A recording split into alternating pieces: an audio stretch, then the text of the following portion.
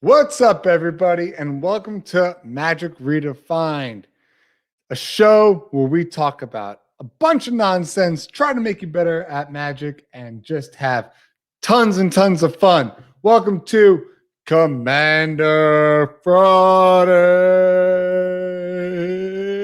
Today, we have one of my favorite commanders. All right, fine. It's probably my favorite. That's right. If you didn't figure it out from the logo, today we have Chandra. She is absolutely awesome, all about fire. And as you may guess, when you got fire, it means you're in red. That's right. We are building a mono red deck, guys, in Commander. Ooh, interesting. It's a lot trickier than it sounds. There's a lot that goes into it. So I don't want to waste any more time. Let's hop on into this deck and get it on up here. Bada bing, bada boom, as they say in the industry. So, first off, Chandra. As you can kind of get a look over there. This is all mono red. I'm going to actually go first into our breakdown right here. And some interesting tidbits. As you may know, we obviously have our lands, but 14 creatures, 12 planeswalkers, wow, 6 artifacts, 7 enchantments, 16 sorceries, and 10 instants. So you do have a lot of non-creature spells in here, but a little bit of balance because some of these creatures do help you out a lot. And as you may guess, this is not a creature-based win deck. This win con is all about, I'm going to lightning bolt you. I'm going to just poke. Bada bing, bada boom. Our mana curve, as you may figure it out, we're pretty heavy over here in this lower end. Look at this. You're coming in a lot of 1, 2, and 3 drops. Not so many 4, 5, or 6, and even going all the way out. So we are low in the mana curve. There are 2 ways to win with this deck. And that's probably the most important thing to understand. And it depends on how you are playing. There's a difference in a game playing one-on-one commander than there is multiplayer commander.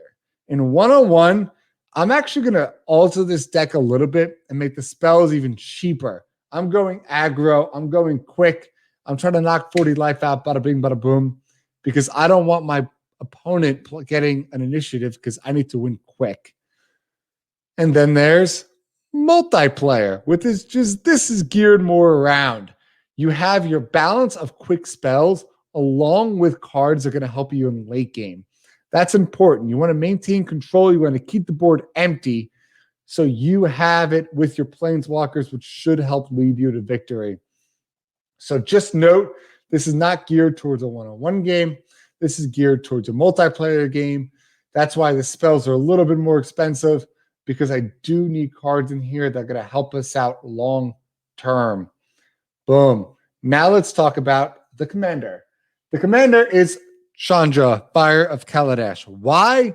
Because it's the only Chandra planeswalker you can have as your commander. So it is your commander. This gives us a creature spell, legendary, boom. Whenever you cast a red spell, untap it. Then you could tap it for its ability, deal 1 damage. If it dealt 3 or more, exile, transform it, turn it around, and then you got Chandra, Roaring Flame. Then you have a planeswalker that is your commander, guys. Just note that that damage, it doesn't have to be just the tap to poke for 1 to get to 3. It could be attacking for 2 and then next turn tapping. So you do have a little bit of different options there. Now let's get back into the deck. Starting right off with some sorceries. Like I said, you're going to have some expensive ones like Blast of Missact, but usually it ends up being cheap to play. A lot of these are cheap spells that do a lot of damage. So nothing really to talk about. You can kind of get an idea. Book Burning, by the way, old card, really, really, really good. 6 damage for 2. That's awesome. And but besides that, you get some collective defiance, so you can actually discard your hand and draw to filter through a little more, but everything else is dealing damage, dealing damage, dealing damage. I do have a Shattering Spree in here, mainly because the people I play against run heavy artifact decks, and this is the only way to kill them. So, hence Shattering Spree. But everything else, besides, of course, Treacherous Blood, which is I'm going to steal your stuff, and haha, that creature is not mine. Everything's coming out. That's the same thing with the instance. It's all kill spells, kill spells, kill spells, trying to get rid of them, trying to clear the board, trying to maintain control. I mean, increasing vengeance is awesome because you can copy things, but everything else is just damage, damage, damage, damage, damage, damage. Now, you don't have to throw them in your hand on turn one. You might actually be better off, even if you could play the cards, holding them for late game, depending on how many opponents and depending on the decks they're playing. But it would help you out and be beneficial to kind of hold back the 4 damage to later, because you might get a crazy strong creature that you want to kill. The next easy one is lands. I mean, you have to have mountains. And then Temple of the False God is the only other land you could really have in this deck. So that's easy. Next up, Enchantments. I like this card, Curse of Opulence, because it gives me gold. So I need gold. I don't want opponents attacking me. I know they want gold. So this is going to direct an attack everywhere else, and I can get mana so I can build up a bunch and then just overload all in one turn. Dictate of the Twin Gods. Obviously, if you double damage, I mean, it goes both ways. Don't forget, it does affect you, but a great spell. Double Vision, we're copying, guys. There's so many instant sorceries here, and we're making them count ×2 and then copying them. Winner, winner, chicken dinner. And if you thought that was good, you don't understand Fiery Emancipation, which affects your opponents only. So yes, and deals triple. So I can get Book Burning, 6 damage, 2 cost, do 18. And if I have Double Vision out, that's 36 damage with 1 card. Think of it. Just think of it. Boom. Then Sulfuric Vortex, just trying to hurry the game up. Like I said, you're not going to make it late game. So 2 damage across the board, even if it hurts yourself. Sunbird's Invocation is a good way to cascade, help get these cheap cards out. Awesome, awesome card.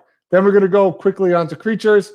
Bone Crusher Giant, it does have an adventure, which does make it worth it. I count this card more as an instant than a creature, but it is nice you have that on there. And then everything else is, hey, we're going to poke you with more damage. So all of these go off of instants and sorceries. They're besides this card. But everything else, you're copying. You're dealing a damage for casting into a sorcery. You're dealing a damage for casting into a sorcery. When your opponents tap cards, it's dealing damage to them. This one lets me bring cards back. If I cast an instant sorcery, I get to bring it back, do it again. Winner, winner. Runaway Steam helps me get mountains. So when I have that overfold turn, I'm going to do this all in 1 or 2 turns. I'm going to throw everything out later in the game. Squee, I just like this card. It doesn't die, so love it. This is a tap for a damage, same thing. And Tobram, dealing extra damage, +2. So that +2, if it's tripled, if it's doubled, see how quickly this all adds up? This card I recently threw in because it's a good blocker. It's got the, if it attacks, deals damage, so it could double, triple if I have the other cards in. And it's my late game card. So I need a card in here that's really going to help me late game, because otherwise I wouldn't make it. Anyway, on to artifacts. Chandra's Regulator. Good way to kind of cycle through, discard, draw. And then obviously, for loyalty abilities, you could pay 1, copy it. And you're in a lot of Chandras in here, so important to have that. Fire Diamond is the only artifact that helps you tap for mountains, so it helps you get a little advantage. Primary Amulet, guys, instant sorceries cost 1 less. And then the flip side of it is you get to copy the instants of sorceries. I think that's an easy pick. Pyromancer's Gauntlet, same kind of concept as Tobran. It deals that much damage +2, and then obviously Soul Ring. So you're really noticing a pattern. You're trying to build up quickly, as you can with the mono.